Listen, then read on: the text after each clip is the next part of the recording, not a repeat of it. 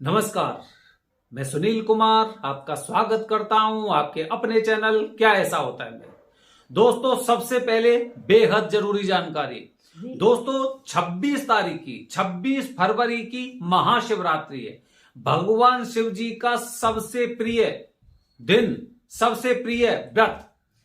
महाशिवरात्रि को कराई गई काल सर्प दोष की पूजा से माना जाता है कि अगर पूजा पूर्ण विधि विधान से कर रहे हैं तो काल सर्प दोष मतलब राहु केतु के दुष्प्रभाव आपके जीवन से दूर हो जाते हैं, अंधकार की तरह भाग जाते हैं, जिस तरह से सूर्य के प्रकाश से अंधकार भाग जाता है। इसीलिए जो लोग काल सर्प दोष की विशेष पूजा या फिर किसी भी तरह की पूजा करना चाहते हैं तो अभी से अपना प्लान फिक्स करके रखिए, क्योंकि अगर आप तत्काल रूप से टिकट बुक कराते हैं, तत्काल रूप से अगर आप होटल बुकिंग कराते हैं और तत्काल रूप से अगर आप किसी गुरुजी से संपर्क करते हैं तो निश्चित रूप से कहीं ना कहीं आपको अड़चन आ सकती है।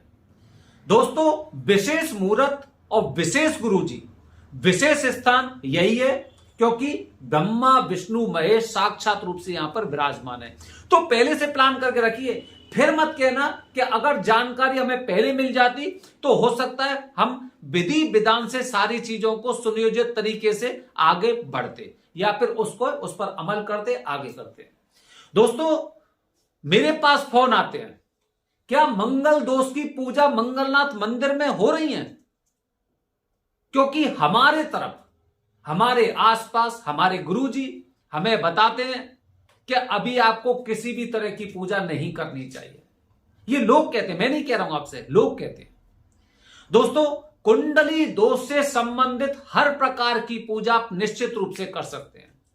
आप किसी भी तीर्थ क्षेत्र में जाइए, जबकि मलमास खरमास को जप तप दान इन सब चीजों के लिए बताया गया है, तीर्थ स्थान के लिए बताया गया है। तो जो लोग तीर्थ स्थान पर जाएंगे बिना पाठ पूजा के तो नहीं आएंगे।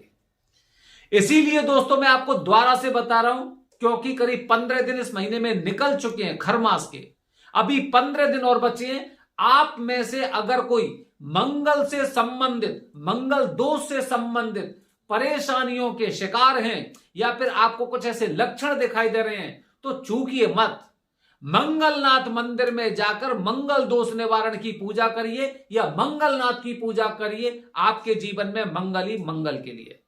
लेकिन दोस्तों, कुछ चीजें ऐसी होती हैं जो हमें उचित प्रतीत नहीं होती। जैसे कि हम बताते हैं कि मलमास में हमें क्या क्या नहीं करना चाहिए, लेकिन हम देखते हैं कि काफी लोग ऐसे हैं जो इस दौरान कुंभ विवाह कर देते हैं, अर्क विवाह कर देते हैं। नहीं करना चाहिए, ये बिल्कुल नहीं करना चाहिए। और ऐसे लोग, मैं यही कहता हूं आप लोगों से कि ऐसे लोगों से बचकर रहिए। ये कहते हैं कि यहां पर कोई भी मुहूर्त की आवश्यकता नहीं है, किसी भी मुहूर्त की आवश्यकता नहीं है। और जो लोग ये कहते हैं वो निश्चित रूप से मान के चलिए कि वो वरदानी नहीं हो सकते। ये उनकी पहली निशानी है। किसी भी आप गूगल करिए, गूगल में त्र्यंबकेश्वर के गुरुजी के बारे में जानकारी लीजिए या फिर उज्जैन महाकालेश्वर गुरुजी के बारे में संपर्क करिए, उनसे पूछिए कि गुरुजी हमें यह पूजा करनी, चाहे वो काल सर्प दोष की पूजा हो, पितृ दोष की पूजा हो, त्रिपिंडी श्राद्ध हो, मंगल दोष हो, ग्रहण दोष हो, कोई भी दोष हो, उनसे पूछिए गुरुजी मुझे कब आना चाहिए, मुहूर्त कब है। तो जो इंसान, जो भी गुरुजी आपसे ये बोलते हैं कभी भी आ जाइए, ये तो तीर्थ क्षेत्र है, ये तो ज्योतिर्लिंग है, यहां पे तो कभी भी आ सकते हैं, यहां पे तो हमेशा पूजा होती है। तो मान के चलिए दोस्तों, ऐसे लोगों से आपको थोड़ा सा सतर्क रहना चाहिए, ऐसे लोगों से। दूसरे लोग दोस्तों ऐसे होते हैं जो वार के अनुसार बताते हैं, सोमवार को कर लो, गुरुवार को कर लो, रविवार को कर लो, इस तरह से कर लो। ऐसे लोगों से भी आपको बचकर रहना चाहिए। दोस्तों, पूजा के जितने मुहूर्त होते हैं, मैं बार बार आपको एक बात बताता हूं, पूजा के जितने मुहूर्त होते हैं उनमें शिव वास जरूर देखा जाता है। भगवान शिव जी का वास कहां पर है? क्या माता गौरी के सानिध्य में, या वृषभ पर आरूढ़ है, कैलाश पर विराजमान है, क्रीड़ा अवस्था में है, भोजन में है, या फिर शमशान में है? भगवान शिव जी का वास जहां पर होगा उसी के अनुसार आपको फल प्राप्त होते हैं। और यही वजह है आप में से बहुत से लोग कहते हैं ना, पूजा करवाई थी लेकिन मुझे पूजा का फल प्राप्त नहीं हुआ। कहां से प्राप्त होगा? कहां से प्राप्त होगा? क्योंकि आपका संपर्क जिनसे हुआ है उन्होंने ना तो कोई मुहूर्त देखा, ना भगवान शिव जी का वास देखा, ना अग्नि का वास देखा, ना कोई मुहूर्त देखा। उन्हें तो केवल यह पता है कि पूजा करने से मुझे दक्षिणा प्राप्त होने वाली है। उन्हें यह नहीं पता है, उनके दिमाग में यह चीज नहीं है, या फिर वो सोचना नहीं चाहते कि जो इंसान इतनी दूर से यहां पर पूजा करने आ रहा है, अगर उसे पूजा का फल प्राप्त नहीं हुआ तो इस स्थान के बारे में, इस धर्म के बारे में उसके मन में कौन कौन सी बातें चलेंगी। तो ध्यान रखिए, जब भी आप पूजा करना चाहते हैं तो दोस्तों, मैं मंगलनाथ मंदिर में, अंगारेश्वर मंदिर में ये देखता हूं कि आज भी लोग कुंभ विवाह और अर्क विवाह करवा रहे हैं, और करने वाले लोग भी कम कोई नहीं है। करने वाले लोग भी जिस जगह इनको कम दक्षिणा दिखाई देती है, उस जगह ये बड़े आराम से सहर्ष तैयार हो जाते हैं पाठ पूजा करने के लिए। लेकिन हमने क्या बताया, हम कोई भी कार्य मतलब शास्त्रों के विरुद्ध नहीं करवाते। जब पूजा नहीं होती है तो नहीं होती है। हमने अपने चैनल के माध्यम से आप लोगों को बताया कि खर मास में, मल मास में आपकी पूजा मंगल दोष के साथ कुंभ विवाह और अर्क विवाह की चीजें नहीं होंगी, बिल्कुल नहीं होंगी, और ना हमने पूरे महीने में करवाई।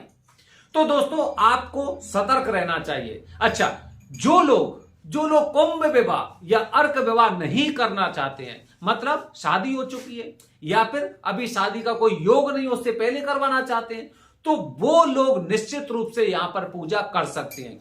जिन लोगों के परिवार में, पति पत्नी में तनाव है या फिर व्यवसाय में कुछ समस्या आ रही है, कहते हैं ना मंगल, कारोबार है तो मंगल है, घर परिवार है तो मंगल है, सभी जगह मंगल ही मंगल होगा, तभी तो मंगल ही मंगल घर में होगा। तो मंगल देव को खुश करने के लिए आप ये पूजा कर सकते हैं, क्योंकि आपके जीवन में कुछ समस्याएं आ रही हैं। दोस्तों, आने वाली वीडियो में आपको बताने जा रहा हूं 14 तारीख, भूलना मत, 14 तारीख की मकर संक्रांति, और ये तारीख बड़ी खास है, बहुत खास है। मंगलवार मकर संक्रांति, और जो कुंभ लगने वाला है उसका शाही स्नान भी 14 तारीख को घोषित है। तो आप सोचिए, अगर आपके परिवार में किसी की शादी होने वाली है जिस पर मंगल दोष है, या फिर वो जातक मंगल दोष से पीड़ित है, तो ये दिन उसके जीवन को बदल सकता है। ये दिन उसके जीवन में मंगल ही मंगल ला सकता है। तो शादी करने से पहले अगर आपको अभी तक आपकी कुंडली में किसी भी तरह की जानकारी नहीं है, तो किसी ज्योतिषी से सलाह लेकर एक बार कुंडली का निरीक्षण जरूर करवा लो, क्योंकि 16 तारीख से शादियां शुरू होने वाली, और 14 तारीख मंगलवार मकर संक्रांति और महाकुंभ का शाही स्नान। बने रहिए हमारे चैनल के साथ दोस्तों। हर हर महादेव, हरि ओम।